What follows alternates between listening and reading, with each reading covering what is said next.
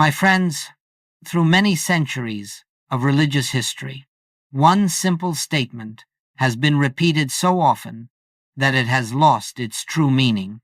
Ask, and you shall receive. These words of the Master have become almost mechanical upon the lips of the world. They have been spoken in desperation, whispered in fear, shouted in hope, and repeated until they seem to promise some heavenly vending of blessings, if only we can find the right way to ask. And yet, in all of this, something essential has been overlooked. For if we were truly understanding the Master's words, if we were truly engaging in the kind of asking he spoke of, there would be no such thing as unanswered prayer. There would be no sense of pleading with the infinite, no strain in spiritual work, no belief that God must be persuaded to act on our behalf. And so we begin here not with the human idea of asking, but with the recognition that the Master was not teaching the world to beg. He was unveiling a principle that operates at the level of consciousness, not belief. He was opening a door into the inner sanctuary where God is not a being to inform or to convince, but a presence to recognize. You see, the moment we believe we must tell God what we need or instruct God on how to bless us, we have already stepped out of spiritual understanding and into the realm of human ignorance. For the Master also said, "Your Father knoweth what things ye have need of before ye ask him." And unless those two statements are understood together, neither one will be understood at all. Let us then put aside the old notions of prayer as petition. Let us lay down the weariness of trying to reach a God somewhere beyond the sky. Let us release the idea of a remote deity who must be awakened or informed before good can flow. For the spiritual truth is far simpler and far more profound. God is closer than breathing, nearer than hands and feet, and the activity of God is forever fulfilled. Asking, in the mystical sense, is not an attempt to bring something into our experience. It is the opening of consciousness to that which already is. In these moments we share together, we shall explore the real meaning behind the Master's instruction. We will look into why so much asking produces so little receiving, and why the prayers of millions rise no higher than human words. We will discover what asking truly is, and what receiving truly means. And, above all, we will turn inward quietly, gently, so that the inner ear may begin to hear the voice that does not speak in words, for it is in that silence that the true asking happens, and it is in that recognition that receiving takes place. Let us begin, then, not by asking for anything, but by becoming receptive. Let us be still. Let us become aware of that presence which existed before our need, before our thought, before our first breath. For only in that stillness will the promise be fulfilled, "Ask, and you shall receive." Now let us look more closely at this word ask, for here lies the root of most spiritual disappointment. Nearly the entire world has been trained to believe that asking means pleading with God for something. And so the prayers of humanity rise like waves of anxious desire, requests for money, for health, for success, for relationships, for the changing of circumstances, for the correction of outer conditions. But I must tell you, as gently as possible, that this kind of asking is the reason prayer seems to fail. It is not because God withholds. It is because the one who asks does not yet understand the nature of God. When anyone approaches God with a request for things, they are immediately assuming that something is missing. They are assuming that God has what they lack, and that through sufficient pleading, persuading, or persistent repetition, God may eventually release it. But this is not spiritual truth. It is human imagination. It assumes separation. It assumes two powers. It assumes God somewhere and man somewhere else. It assumes a condition that may or may not be corrected depending on how well one prays. And all of that, my friends, is the very illusion Christ came to dissolve. If God is infinite, if God is the fullness of being, if God is the very life of your life, then what is there to request? What lack can exist in infinity? What need can arise in wholeness? What deficiency can appear in completeness? The moment you ask for something, you have accepted a belief in separation from that which is already the reality of your being. That single, subtle belief, I do not yet have, is the barrier to receiving. And so long as you approach God as a needy creature, seeking favors from a higher power, you are not praying. You are projecting human fear onto the divine. This, you see, is why so many people say, I have prayed, but nothing happened. Of course nothing happened. They prayed from the standpoint of a self apart from God, a self lacking, a self incomplete, a self hoping that an external deity might intervene. But the Master never taught such prayer. He never instructed anyone to cry out in desperation. He never encouraged anyone to direct God or bargain with God. He said simply, Your Father knoweth what things ye have need of. If that is true, then any request that attempts to inform God is unnecessary, and any attempt to persuade God is ignorance. Consider this. If God is spirit, if God is love, if God is the very essence of your being, then when you ask for something, whom are you asking? Are you speaking to a being outside of yourself? Are you asking love to become loving? Are you asking wisdom to become wise? Are you asking infinity to supply what is already infinite? No, my friends.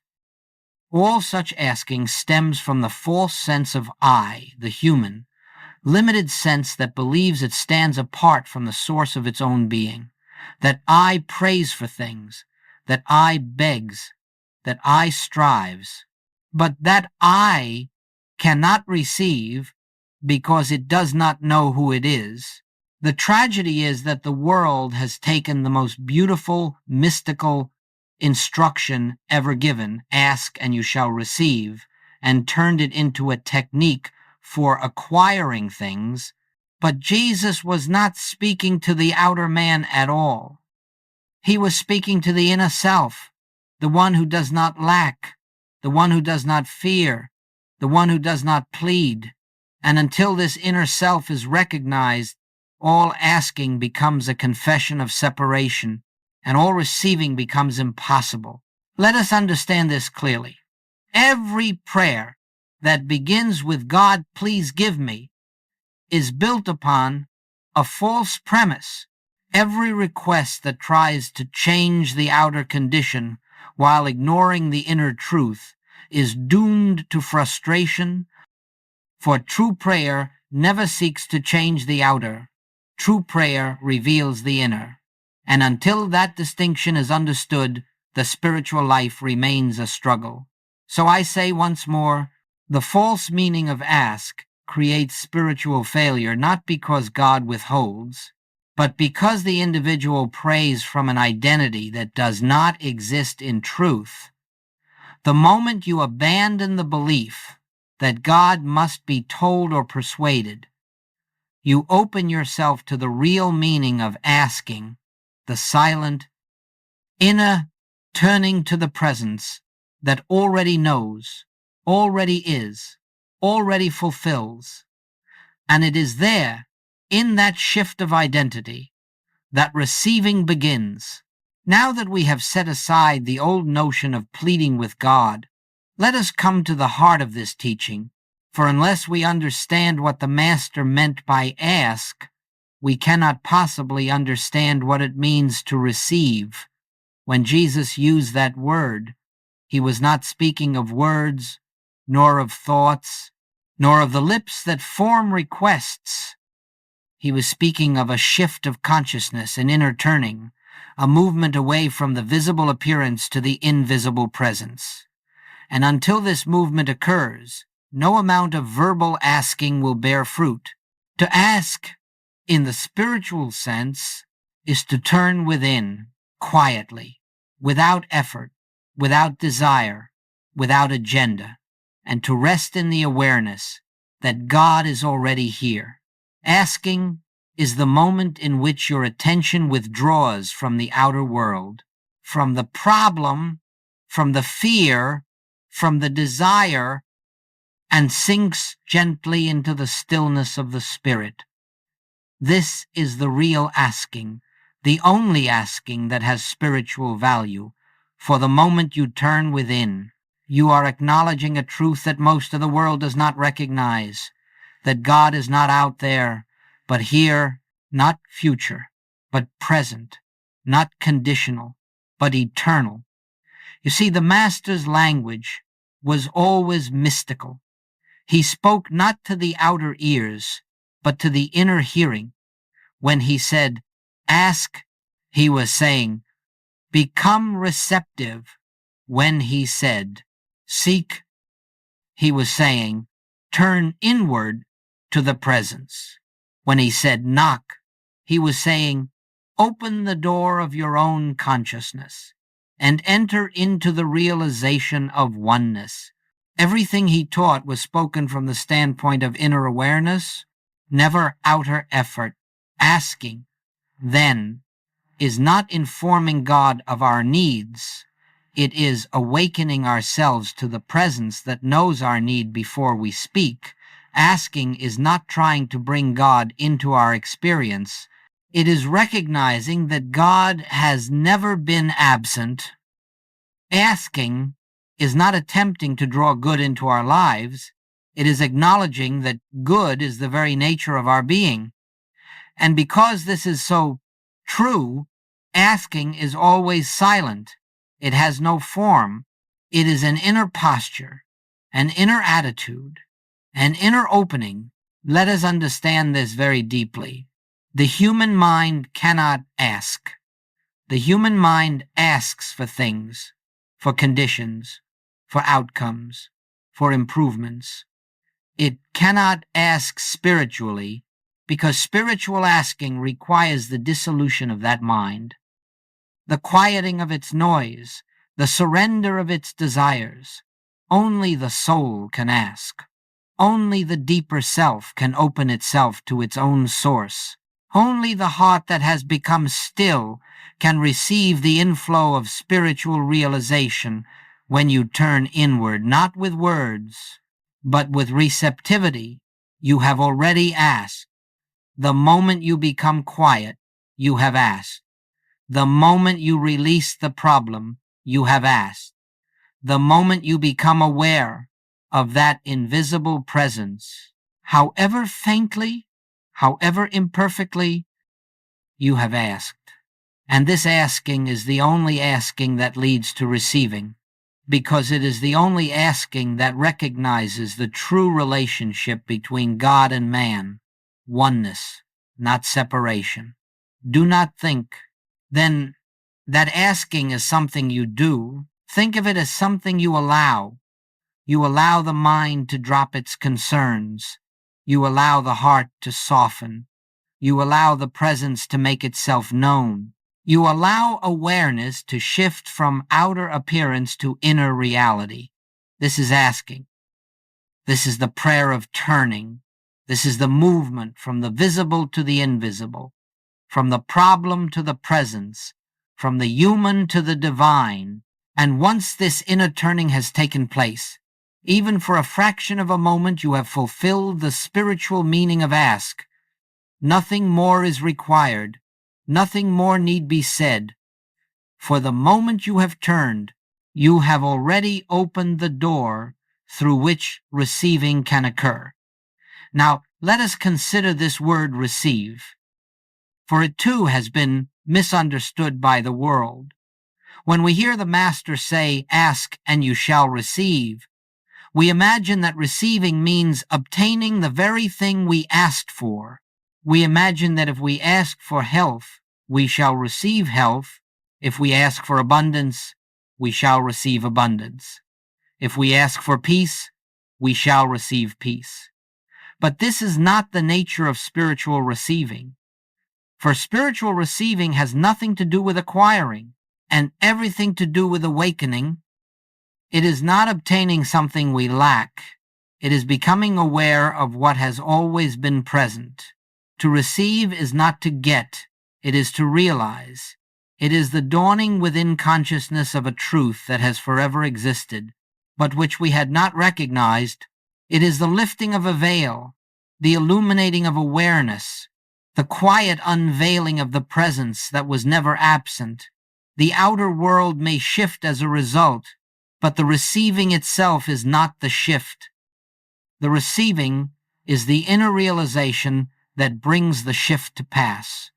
You see, the entire world seeks to get. It seeks to acquire, to manifest, to draw into experience something that it believes it does not have. This is the human sense of life, always looking outward, always reaching, always striving. But spiritual receiving begins with an entirely different premise, that all of God's grace, all of God's completeness, all of God's supply, harmony, wholeness, and peace are already embodied within your consciousness. Not one good thing can be added to infinity, and your consciousness, being one with God, lacks nothing of the infinite. Therefore, when you receive, you are not receiving something new. You are awakening to what always was. You are recognizing that the very presence of God is the substance of your being, the source of your life, the law of your experience. And when that recognition dawns, even faintly, even silently, the outer conditions begin to rearrange themselves in accordance with that realization. Receiving is always an inner event. It may be followed by outer forms, healing, supply, harmony, opportunity, but these are not the receiving. They are the reflection, the shadow, the evidence of an inner shift. The receiving itself is the moment consciousness touches truth, or truth touches consciousness, and in that moment you know without argument, without effort, that God is the only reality of your being. Consider how different this is from the human concept of receiving. The human mind expects results. It expects changes in form. It looks for signs. But spiritual receiving requires none of this. It may bring signs. It may bring changes. It may unfold in ways that surprise you. But the receiving is complete the moment you feel the inner assurance that something has taken place, the moment a quiet peace settles upon you, the moment you sense the presence more real than the problem. Sometimes there will be no words, no message, no vision. There will be only a subtle feeling, an inner yes, a gentle release, a softening, a sense of being carried. And that, too, is receiving. For receiving is not dramatic. It is not emotional. It is not mental activity. It is the soul remembering itself. And so, my friends, understand this. You can receive without seeing any immediate outer change. You can receive while the situation still appears as before. You can receive without knowing how the outer condition will unfold. For receiving is not in the outer at all, it is in the silent realizations of the heart. And when those realizations come, even in the smallest measure, they carry within them the seed of outer harmony. Never look to the outer to determine whether you have received. Look only to the inner sense of peace, to the quietness that settles upon consciousness when the presence has been acknowledged. That peace is the sign. That peace is the receiving. And from that receiving, the entire world of your experience will eventually conform. Thus, we can say with confidence that receiving is not a matter of time, it is a matter of recognition. The moment recognition dawns, receiving is complete, and the outer world, being but effect, must in time reveal the inner truth that has been realized. Now that we have understood what receiving truly is, we must look deeply at what prevents it because, my friends, receiving is never withheld by God. Receiving is never delayed by God. Receiving is never earned nor deserved. It is only recognized. Therefore, the only barrier to receiving lies not in God, not in the universe, not in outer circumstance, but in the one who is asking. And until we see this, we will continue to struggle in prayer, wondering why the promise appears unfulfilled. The greatest obstacle to spiritual receiving is the belief that the one who asks is a separate, needy, incomplete self. This is the false identity, the I that lives in fear, the I that seeks improvement, the I that believes itself to be apart from God, the I that tries to earn grace, deserves grace, or persuade grace. But you see that I is a dream image, a mistaken sense of self, and no spiritual realization can enter while we cling to it. The moment you say, I need, I lack, I want, I must have, you are speaking not from your true identity, but from the false self. That self cannot receive because it is built upon the belief in absence. It cannot receive because it believes in separation. It cannot receive because it asks from a standpoint that does not exist in spiritual reality. And as long as that false self remains the one who approaches God, there is no receiving, only desire, only struggle, only the endless cycle of seeking and disappointment. You may ask, why is it that I cannot receive from that place? It is because receiving requires recognition of oneness, recognition of wholeness, recognition of the presence that is your very life, and the false sense of I cannot recognize this because it is the belief in not having it. It is the sense of a self divorced from its own source, hoping somehow to be reunited. But your true self has never been separated. The separation exists only in the mind, not in reality. Imagine a wave upon the ocean believing itself to be dry, begging the ocean to give it water. Would this not be a tragic comedy? So long as the wave believes in its dryness, it cannot drink of the ocean, even while being made of it. And so it is with us. As long as we approach God as if we are outside of God, as long as we ask as if God is elsewhere, as long as we pray as if God is withholding, we cannot receive. Not because the ocean withholds water from the wave, but because the wave believes it must convince the ocean to do what the ocean is already doing by its very nature. You can see then that the great obstacle to receiving is not the problem, not the condition, not the lack. It is the false identity that believes the condition has power. It is the false identity that believes something is missing. It is the false identity that believes it must solve or fix or acquire.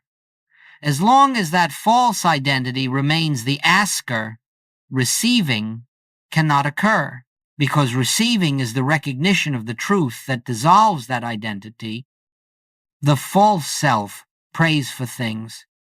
The true self rests in truth. The false self begs for change. The true self knows all is already fulfilled in God. The false self fears. The true self is peace itself. Therefore, before receiving can occur, something must happen not outside, but inside. The false sense of I must become quiet enough for the true self to be heard. The mind that believes I lack must fall silent enough for the deeper realization, I am, to arise. The personal sense of self must yield not through effort, but through recognition to the presence of the infinite within. This yielding is not destruction. It is unmasking. It is the lifting away of the veil that hides the truth. The false self does not need to be improved.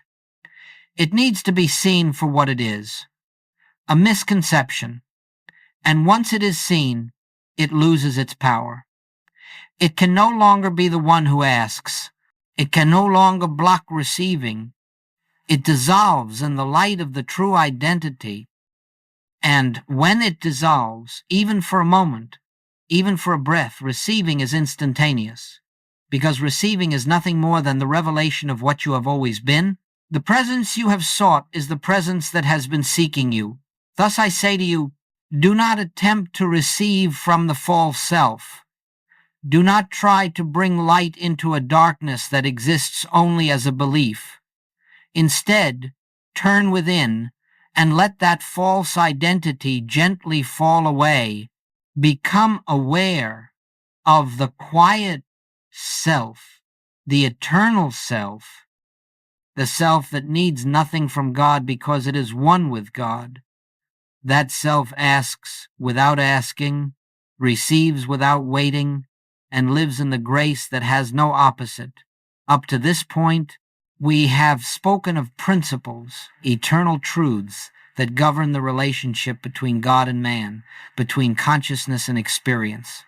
But principles, unless they become lived and embodied, remain only ideas.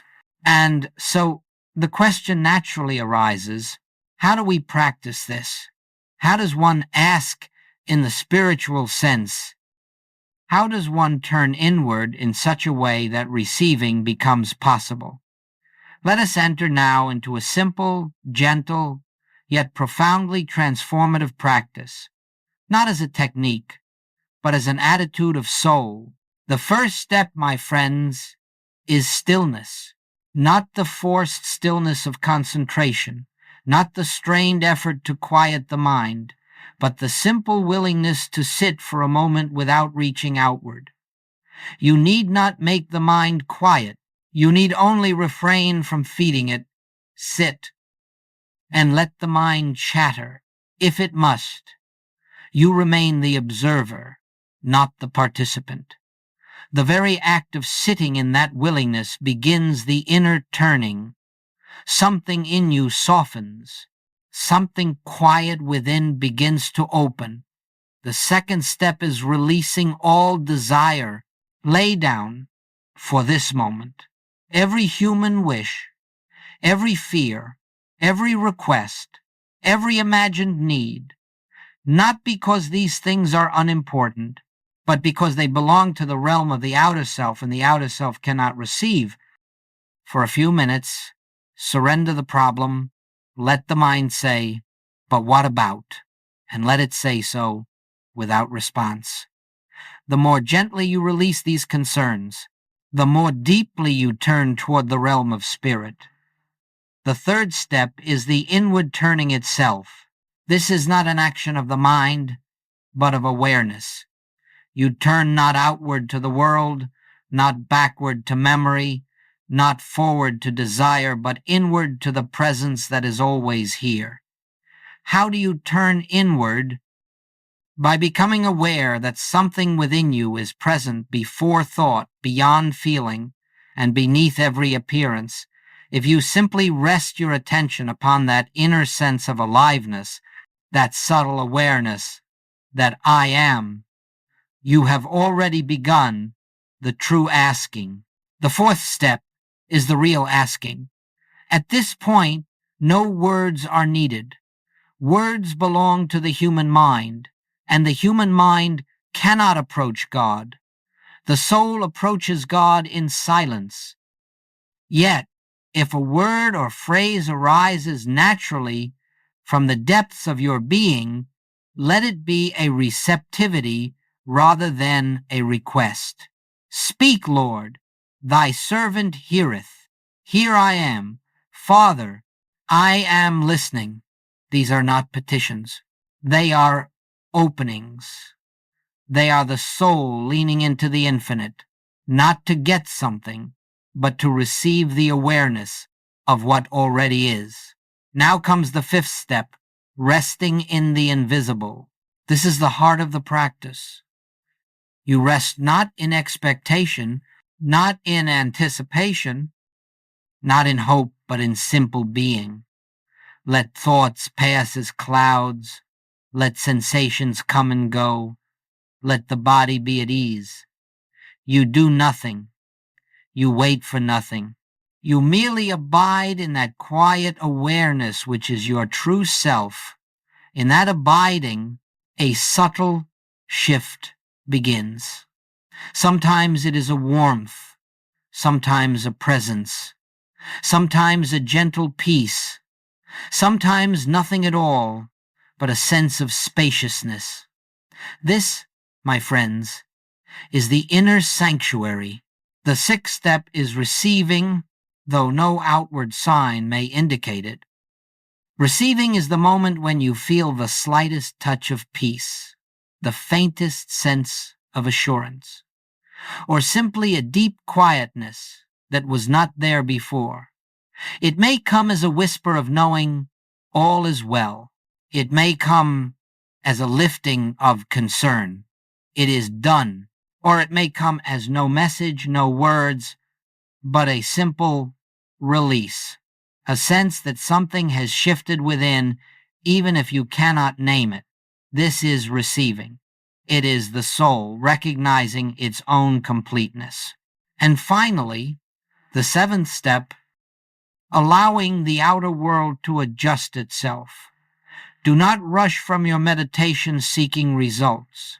Do not examine your condition to see whether something has changed. Do not ask whether God has acted. God acted long before your asking.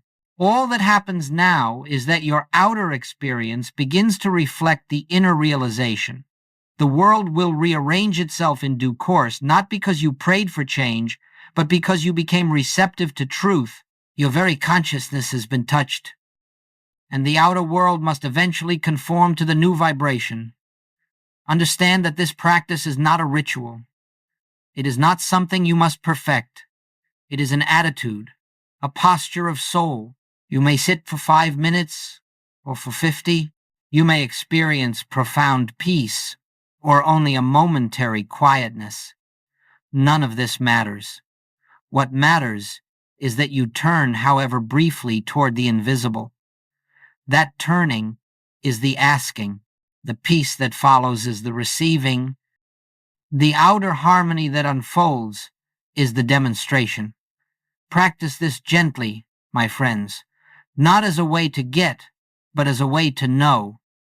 And you will discover that every time you turn inward, the infinite meets you there, not because you have called it, but because it has always been there, waiting for recognition. It may be helpful now to illustrate how this inner practice works in actual life, for principles become clearer when we witness their demonstration.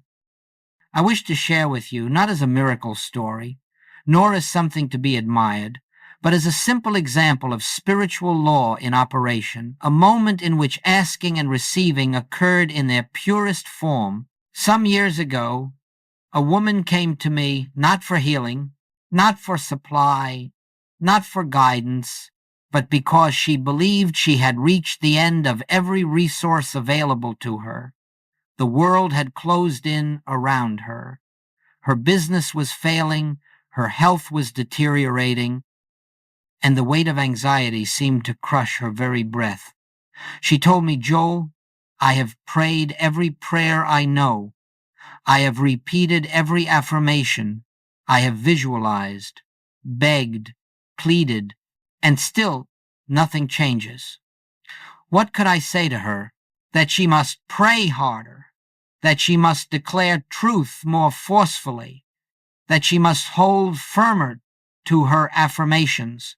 No, all I said was this: my dear, you have asked outwardly, but you have not yet asked inwardly. She did not understand, so I said, you have asked as a human seeking help. You have not yet turned as the soul seeking recognition. She looked at me helplessly and said, I don't know how to do that. And so I told her, you do not need to know how. Come, sit with me for a moment, and let us be still together. We sat in silence. I said no words. I gave no treatment. I offered no affirmation. I did not reach outward for God, nor did I attempt to bring God into the situation. I simply became still, so still that the mind had nothing to grasp. And as I sat in that stillness, I felt the presence, not dramatically, not forcefully, but gently, like a soft breath that fills the room without disturbing a single thing. After a few minutes, something in her shifted. Her shoulders relaxed. Her breath softened. Her eyes, once filled with strain, grew quiet. She whispered, What is this? And I answered, This is receiving. She said, But nothing has happened. And I said, Everything has happened. For in that moment, she was no longer asking from the false self. She was no longer trying to fix her life. She was not reaching for supply or healing or peace. She was resting in the presence itself. And in that rest, the soul received what the mind could never obtain. She left quietly, and for several days, nothing in her outer life changed. But within, something had been touched, something that could not be undone. Then, little by little, the outer world began to reshape itself. A business opportunity arose from a direction she could never have anticipated. A long-standing conflict resolved effortlessly. Her health began to show subtle signs of improvement. The heaviness that once clouded her mind lifted, and a new confidence took its place. When she returned to me weeks later, she said, I didn't do anything, Joel. I didn't try. I didn't ask. I didn't beg. I only remembered that feeling of stillness. And I said, that feeling is the receiving. When you touched the presence, the outer world had no choice but to respond. And so you see, my friends, the demonstration did not occur because her problem was solved. It occurred because she was solved. The real healing was not the improvement of outer conditions, but the disappearance of the false self that believed it must manage, control, or supply life. When that self became quiet, the true self emerged. And the true self lacks nothing. The outer world simply conformed to the new awareness. Understand this well. The demonstration did not begin with action. The demonstration did not begin with prayer. The demonstration did not begin with thought. The demonstration began the moment she turned inward, truly inward, and received the peace that was already hers. Every demonstration in your life will follow this same pattern, not because it must happen a certain way, but because consciousness is always the cause and form is always the effect. Do not look to the form. Do not look to the result. Do not look to the world to confirm God. Confirm God within, and the world will align in its own manner and in its own time. This, then, is the way of true asking and true receiving. It begins in silence, unfolds in peace, and expresses itself in harmony, not through the efforts of man, but through the natural operation of divine law.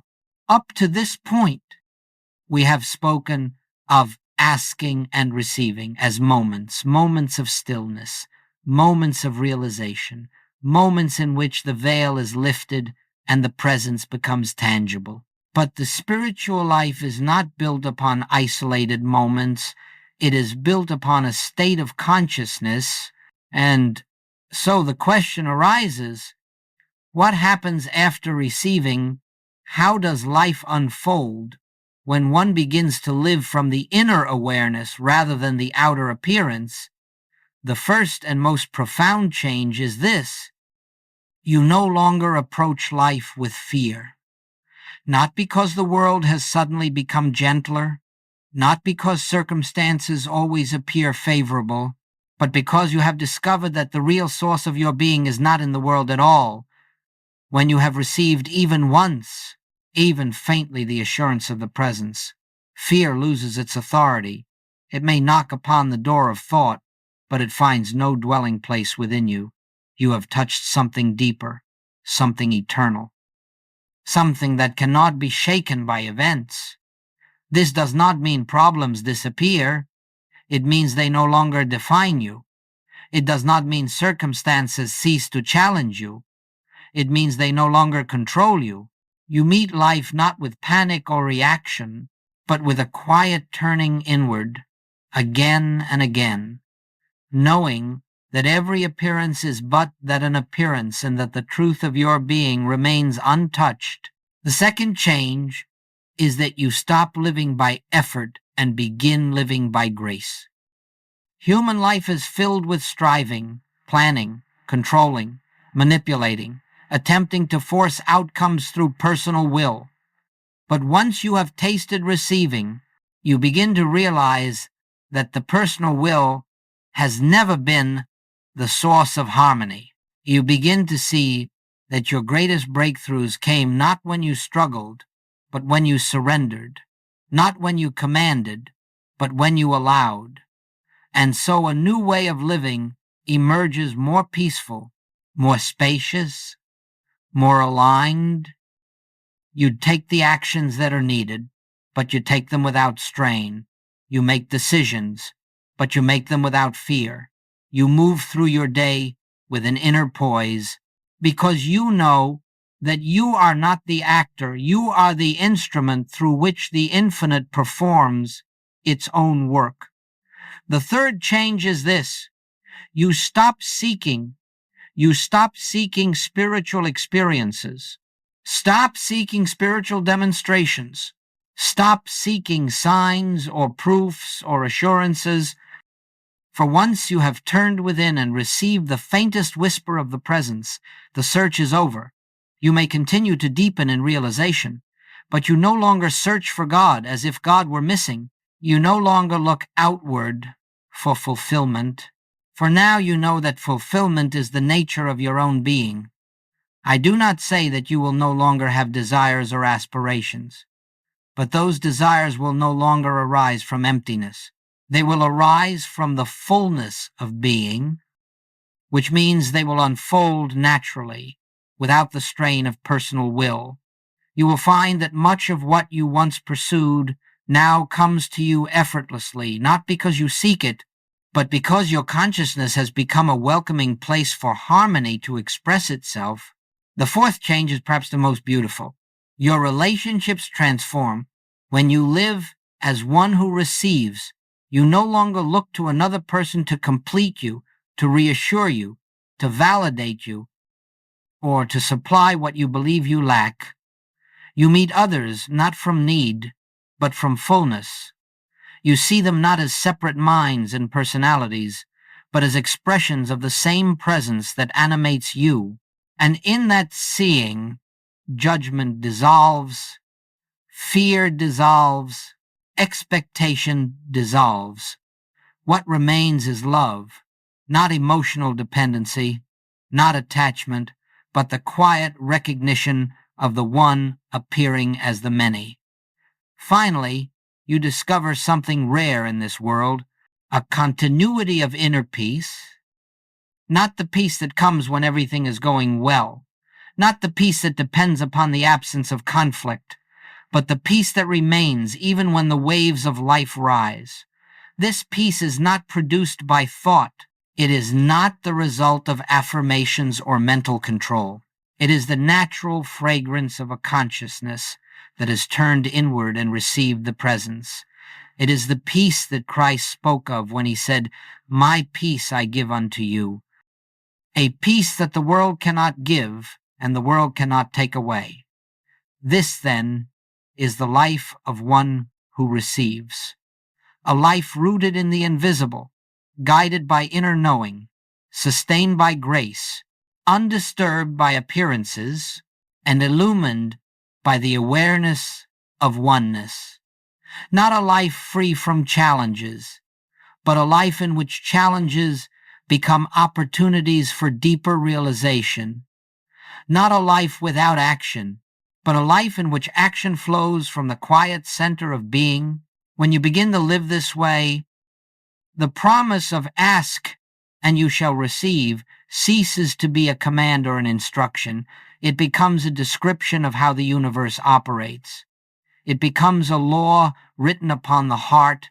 It becomes the rhythm of your daily life, a rhythm of turning inward and receiving, turning inward and receiving, turning inward and receiving, until the line between asking and receiving disappears, and all that remains is the steady awareness of the presence that has always been.